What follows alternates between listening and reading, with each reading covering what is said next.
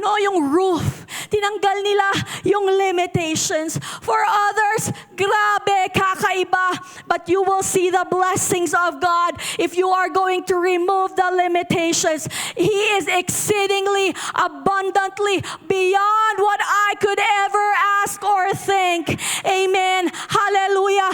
Kinakausap ang bawat isa sa atin sa oras na ito.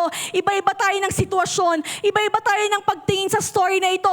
But God is talking to you, to me right now, to remove the limits every single day. Right now, even right now in our lives. Amen. Take the limits off. Amen. Take the limits off. Nung tinanggal nila yung bubong, ibinaba nila si Jesus, nilagay nila si yung paralyzed friend, hindi sa likod. Hindi sila nagtik-tik doon sa entrance para naman hindi ma-disturbo si Jesus. Hindi sa labas, hindi sa gilid, but they lowered him down right at his feet. You know, something changes when you stand and position yourself at the feet of Jesus. May maraming magagandang mangyayari if you stay at the feet of Jesus. Wow! Maraming lugar na pwedeng takbuhan, pero ano ang tatakbuhan natin? Sa paanan lang ng ating Panginoon. Amen. At nung nakita ng Panginoon, sabi sa verse 5, when Jesus saw their faith, sino to? Yung 4 friends, pati yung tao na may mat, pati yung owner ng bahay. May faith siya. Collective faith. Remember kanina, maraming negative. Pero sila, yung 4 friends, kaya natin to. Yung tao na nandun sa may banig, sabi niya, naku, parang imposible, kalukuhan naman yata yung ginagawa ng mga tao. Ito, binubuhat pa nila ako. Pero nung malapit na sila sa number 7, Lower P. Burgos, tumalakas ang kanyang faith. Sabi niya, grabe no? Kahit hindi ko nararamdaman, kahit hindi ko nakikita, sige, mananampalataya ko, I will believe. I will start to exercise my faith. It feels crazy. No, this is different, but I am going to be healed today. I am going to get my healing today. He was affected by the faith of his friends. Hindi lang yan yung may-ari ng bahay. Di ba may nagsabi pa nagwala yung may-ari ng bahay? Wala. Ibig sabihin, kinausap nila. Nung kinakausap nila, parang ikakaiba kayo, nasosobrahan nyo na yata. Hindi. Alam mo friend, pagka dinala namin itong paralyzed man na ito, yung usual na sinabi nila doon sa friend nila kanina, inulit nila. Yes! Maganda yan, sige, gagaling siya ngayon, pati siya. Hindi na naisip na masisira yung bahay niya. Ang inisip niya na mapagaling yung kaibigan niya, hindi pa niya nga ka-close, pero friends na sila. Inad na niya sa Facebook. No, we can see that faith cannot only affect you, but it can affect other people. Amen. Pag gumalaw ang faith, it is visible. It's invisible. But when it is with action, it is visible. Amen. Nagkalayat sila, umakyat sila, no? Nagdig sila, tinanggal nila yung roof, they persisted, they did not quit. Wow, can I remind every one of you, thank you for praying for me. Thank you for believing on me. I am not here today if nobody prayed for me. Amen. Grabe, hindi nila nakita ang pag-iyak ng ibang tao. No, minsan feeling natin, wala namang nakakakita sa aking pagluha. But God, Jesus can see your tears. Jesus can see your obedience. Jesus can hear your prayers. Jesus can see your persistence. Amen. Kaya nga, no, when Jesus saw their faith, He did something unexpected. Anong sabi niya? Son, your sins are forgiven. Wow. your sins are forgiven. What? Grabe! Pumunta itong tao na ito looking for healing. But what did Jesus say? Son, your sins are forgiven. Jesus gave him a deeper, a more meaningful, not just healing, not just what you prayed for, but more than that. You know, Jesus is not limited by what we want, by what we need, but He is going to give you what you cannot expect. Amen. Hallelujah. He is not interested in your situation. Wala siyang pakialam. Though, alam niya nahihirapan ka sa sitwasyon mo, but He is interested in fixing your current situation, condition right now. Pinipray natin yan, Lord, baguhin mo ako. Lord, baguhin mo ang sitwasyon ko. Lord, baguhin mo ang finances namin. But Jesus is looking to your heart right now and telling, let me fix your heart first. Let me fix you first. Let me fix your heart right now. Let me fix your heart and mind right now. Kasi ang healed na body, but with a broken heart, is still broken. You can have successes. You can have a lot of money, but still, you are bound inside. Feeling mo man might change yung situation, but there is an unchanged soul. Gaguguho pa rin ang lahat. Amen. Hallelujah.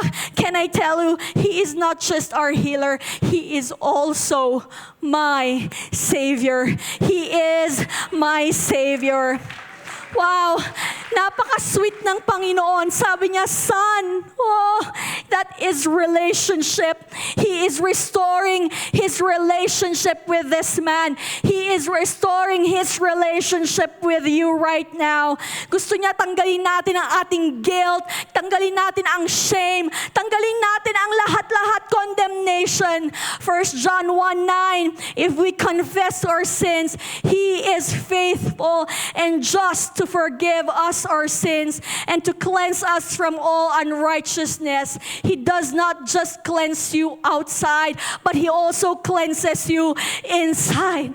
Your sin has been forgiven. Thank you, Jesus. Kaya nga ang ganda nung part ng song, I thought you'd show up for perfection, 'cause what kind of God looks for the lost? They say it's over for a sinner, although you say, no it's not, no it's not. What a God! What a God! Others may condemn me, but what a God that I serve. Thank you, Jesus. In verse 6 and 7, may mga scribes nagagalit doon.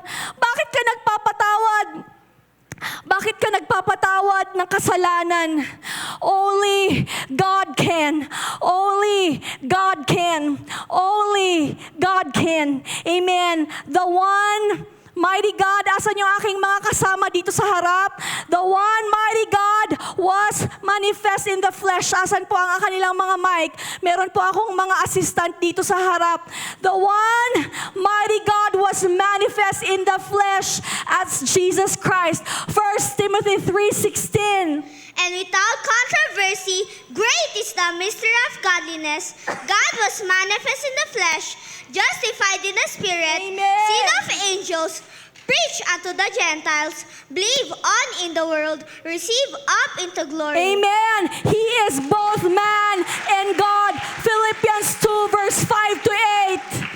Let this mind be in you, which was also in Christ Jesus, who, being the form of God, Yeah. thought it not robbery to be equal with God, But made himself of no reputation, and took upon him the form of a servant, and was made in the likeness of men. Amen. And being found in fashion as a man, he humbled himself and became obedient unto death, even the death of the cross. Amen. Colossians 2:9. For in him dwelleth all the fullness of the Godhead bodily. Amen. Acts 4:12. Neither is there salvation in any other, for there is none other name under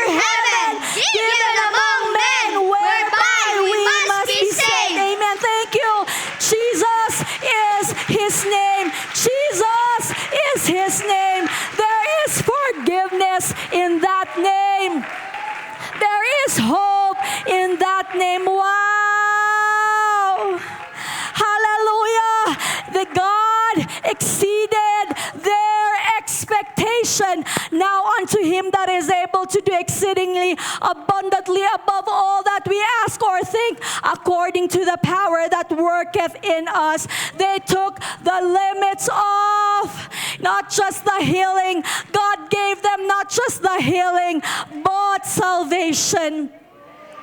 In verse 11, anong sabi dyan? I say unto thee, arise and take up thy bed and go thy way into thy house. Wow! Forgiveness first. And then there is healing. Oh! Nag-command ang ating Panginoon. Amen. Hindi po siya nag-debate. Alam mo, paralyzed man, wait lang. Ito yung proseso. Hindi po nagsabi ang gano'n ng Panginoon. But He gave a command. He said, arise, take up your bed, and go home. Hindi niya sinabi, stay there. Mag-celebrate ka dyan. Pero anong sabi niya? Get up! Get up! Tumayo ka dyan! And in verse 12, it says there, immediately.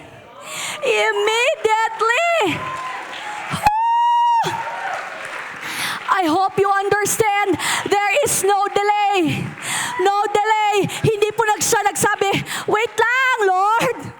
5 minutes. Kaya yung mga anak natin, wait lang. Hindi po siya nagsabi. Hindi po siya nag-guess. Pag-iisipan ko lang po, Lord, pwede po bang next week na lang? Di ba ganyan ang mga tao ngayon? Hindi po siya nagsabi na, Lord, wait lang, masakit po eh. You know naman, I have been here for a long time. Di ba? Hindi siya nagsabi na, Lord, wait lang. Asan ba yung papel? Ito po kasi yung diagnosis ng doktor. No? But here we can see, immediately He arose. Amen. Miracles require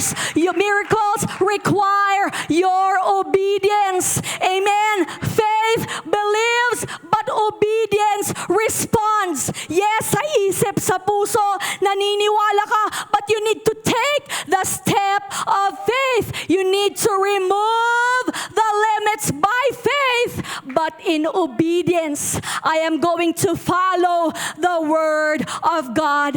Amen. Hindi po siya nakipag-argue. Wala po tayong makikita na nakipag-diskusyon siya sa Panginoon. Nag-explain siya ng nararamdaman niya, pero nakinig siya. Take up thy bed. Tumayo siya. Arise immediately. No, hindi niya inisip ano kayang mararamdaman ko, pero tumayo siya. Wow, what a faith, what an act of obedience. Amen. At makikita natin, Jesus did not say, iwan mo yung bed mo, friend, no? Throw it away. Kalimutan mo na, punit-punitin mo yan. Huwag mo nang balikan. No? Sirain mo, sunugin mo. Magkaroon tayo ng service na, di ba, let go, let God. No? No, but what did Jesus say? Take up thy bed. Why? That bed was his limitation, but now it is his testimony. Buhat-buhat niya. This is a proof of how faithful, of how merciful my God is. Itong mat na ito dati, ako ang binubuhat, pero ngayon binubuhat ko na siya.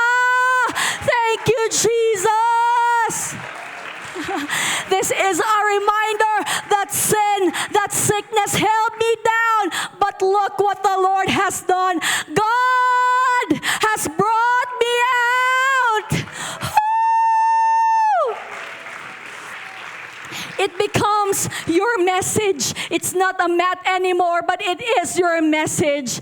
Oh, yung iba sa atin, pagkatapos tayong na-heal, narinig natin ang boses ng Panginoon, arise, go home. Pag-uwi natin, woo! Pag ganun pa tayo, yes! Pero pag uwi natin, mga kapatid, nilatag mo ulit. Kasi komportable ako dito eh. Yung bagong kama, masakit sa likod. Kahit gaano pa kamahal yun. Gusto ko ito. Sanay na kasi ako. Ganito na lang siguro talaga kasi ako. Destiny ko na talaga ito. Can I tell you, stop rebuilding what God has already destroyed. What God has already removed. Amen. Huwag ka nang bumalik sa dati mong pag-iisip. Tama na. Tanggalin mo na yung mga limitation. Huwag na baka na naman iba na naman ang story. Tanggalin mo na yung mga yan. No, I am holding my mat. I am holding my bed right now. I am not going to return. I am not going to lie down on this mat. But this is a testimony that God has healed me. God has restored me. God has forgiven me. God has delivered me. Amen. Amen. Amen. Pumunta ka sa bahay. Bakit sa bahay mo, hindi sa SM? No, yung iba dito, kakatapos lang hospital, nasa SM na agad. Ano sabi ni Jesus? Go home. Why? Show up. You show it to your family. Ipakita mo sa pamilya mo, wow, makikita nila may pagbabago. Makikita nila, wow, there is something different. There is a shift. There is a movement. But can I tell you, hindi pa po tapos, though malapit na talaga tayong matapos,